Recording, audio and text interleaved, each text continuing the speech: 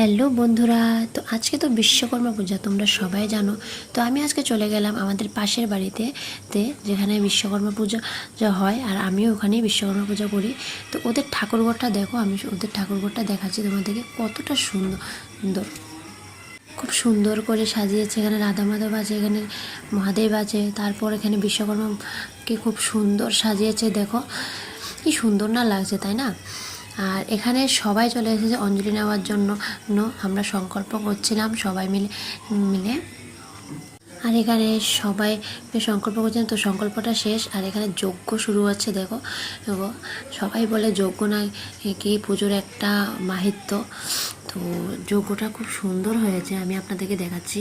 এই দেখুন, সবাই বলে, সব মুরব্বীরা বলে যে যজ্ঞটা নাকি খুব সুন্দর হয়ে উঠলে যে কোনো দেবদেবী পুজোটা পেয়ে থাকে। তো আমরাও এটাই মানি, এটা মেনেই আমরা পুজো করি সব সময়। তো কি সুন্দর হয়ে যজ্ঞটা হয়েছে, দেখুন আগুনটা ধাও ধাও করে জ্বলে গেল, খুব সুন্দর লাগলো। আজকে আপনারা কে কী করেছেন সেটা আমাকে কমেন্টে জানাবেন। তা আমি এখানে ঘরেও একটু পুজো করেছিলাম, আমি ছোট্ট করে একটা ভোগ দিয়েছি, বিশ্বকর্মা ফটো বসিয়েছি, ঘর বসেছি। তো এখানে আমি পুজোটা করে নিলাম। তো আপনাদের পুরো ব্লগটা কেমন হয়েছে আমাকে কমেন্টে জানাবেন।